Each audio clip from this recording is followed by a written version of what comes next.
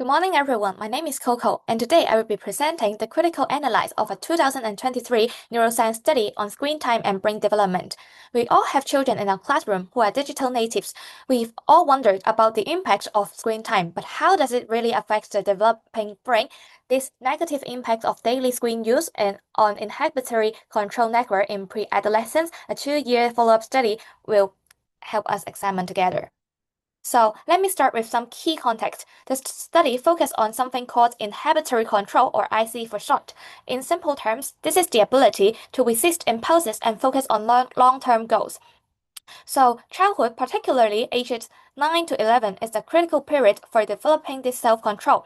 And here's the challenge. During the COVID-19 pandemic, children's screen time increased by at least 50%. So researchers want to know, what is the unprecedented shift doing to children's developing brains? This paper by Chen and colleagues doesn't just ask the broad question, is screen time bad? Which many studies already done it. So instead, it asks a more precise and practical question. Does a high proportion of daily screen time impact the development of the brain's self-control circuit? The researchers have three main hypotheses. First, that children with more screen time will show weaker brain connectivity in inhibitory control networks. Second, that effect would strengthen over 2 years. And third, that screen time would amplify the effect of reward-seeking personality traits on brain development. Moving on the methodology, the researchers uses a huge existing data set called ABCD study. They started with more than 8,000 children at baseline and more than 3,000 children at year 2, and they are ages 9 to 11 years old. Pay attention to the demographics. There are 67% of white, only 2% Asian, and they are middle-class families from over 21st cities across the United States. So the demographic profile will be very important when we discuss applying these findings to Hong Kong. The researchers use three key types of measure. First, screen time assessment. They use a child self-report questionnaire measuring TV and games on weekdays and weekends. But here's what's brilliant. They didn't just measure total screen time. They created something called Screen Activity Proportion Score. We call SAP score. It is daily screen time, defined as screen time plus activity time. For example, sports, music, art. It is more realistic and more important question for us as education. Instead of are screens bad, turns to what happens when screen time replaces active plays. So second, a brain imaging using functional MRI. Children had a 20 minutes resting state scan. And instead of making children to do a task, the brain scan simply measures which parts of the brain chat together while the child is resting. It shows their default functional connectivity, which brain network are strongly wired together. And there are two specifically parts they want to measure. First, the FRN as the brain control center, and the striatum critically is served for the habit formation and the addictive processes. Third, they use behavioral measures. It's a reward sensitivity questionnaire and attention task like flanker. So what did they find? At baseline, when children were aged 9 to 10, there was a small negative association between SAP scores and brain connectivity. Children with higher SAP scores, which mean more screens, less play, showed a weaker communication between the FPN and striatum. But here's what's really striking. At the 2-year follow-up, the effect has doubled up. The gap between high and low screen users grew over time. This suggests what researchers call protracted development. Importantly, this effect remains even after controlling for family income, parents' education, etc. So it's not just a poverty or demographic issue. The effect was specific to the dorsal striatum, that's the part involved in habit and addiction circuits. Screen use isn't just about children seeking pleasure or entertainment, it becomes an automatic habit, like us, adults reaching for our phone without even thinking. This is the same brain pattern we see in addiction research. And the third key finding relates to the individual differences. The study found that screen time mediated the relationship between reward sensitivity and the brain development. In simple terms, for children who are already naturally high in reward seeking, those who constantly need stimulation, who are impulsive, high screen use amplified the negative effects on this brain circuits. The screen time explained 27% of that relationship. relationship. So can we apply these findings to Hong Kong? Let us see the limitation first. First, cultural context. The sample was 67% white American, only 2% Asian. Hong Kong is 92% Chinese. We have different family structure, and we consume different screen content, and we have different parenting values, which actually, Chinese parents emphasize impulse control earlier and more explicitly than Western parents. Second, small effect sizes. Those R values explain less than 1% of variance. Textbook wants that we must interpret this as population level trends, not the outcomes for individual children. I cannot use this study to predict which child in my classroom will struggle with self-control. And here's the neuromyth I must avoid. Screen time damages every child's brain, or a screen causes brain damage. That's oversimplified and wrong.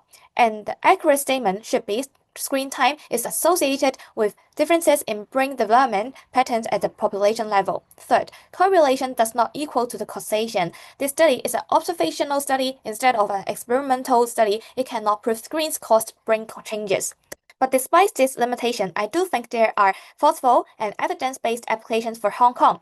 First, developing screen time guidelines and policies. Here are current Hong Kong contexts, unlike the WHO, which issues guidelines in 2019. Hong Kong has no official government guidelines on screen time for children. Post-COVID, e-learning become more normalized in kindergarten without evidence-based frameworks.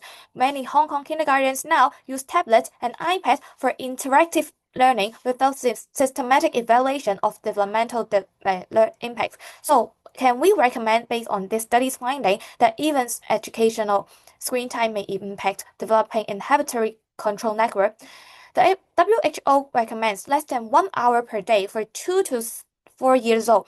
The Hong Kong Education Bureau should issue clear guidance for e-learning duration in early years. But we also need to distinguish between screen types. For example, passive viewing, interactive apps, and video communication are not the same. And the quality matters actually more than quantity. Parents co-viewing and co-engagement transforms the experience. Second, inhibitory control development in curriculum. The study showed that FP and striatum connectivity underlines IC development. The screen time may delay this maturation. Some habit-seeking behavior suggests that screens create patterns counter to self-regulation goals. Now, Hong Kong Kindergarten Education Curriculum Guide, we call KECG, highlights some risk on early exposure to screen products, but lack of specific educational practice for school. And KECG actually is focused for child-centered based or some social emotional development and play-based learning. Here are evidence-based recommendations. Teachers should avoid giving tablets automatically upon request. This interrupts the habit loop. Develop structure play with waiting, turn taking, and planning. This builds FP and striatum connections naturally through the activities like block building and dramatic play. Moreover, it can create more screen-free zones. For example, reduce some entertainment apps and provide more hands-on materials like blocks, puzzles, and do more mindfulness practices. Actually, it's better than only focus on screens, and it can strengthen attention and inhibitory control. Third, parents' education and homeschool partnership. The finding shows that screen time amplifies reward sensitivity, and parents may not recognize that screen time has become additive pattern. For the current Hong Kong context, many Hong Kong parents are using screens as babysitters due to the long working hours and small living space. And there is cultural belief that early academic preparation requires technology use, because actually Hong Kong government recently is promoting STEAM education. It's a preparation for them for the primary one's transition.